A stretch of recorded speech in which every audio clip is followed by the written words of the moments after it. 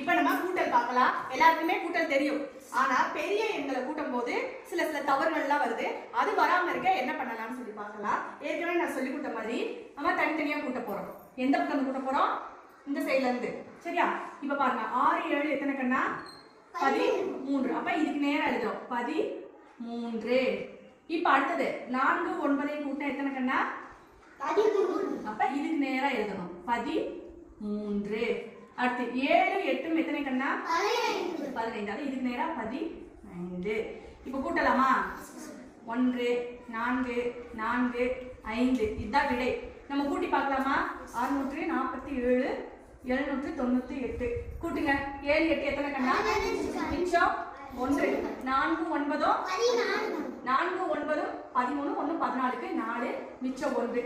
இப்ப சொல்லுங்க 7 7 14. விடை கரெக்டா கண்ணா? கரெக்ட் தானே?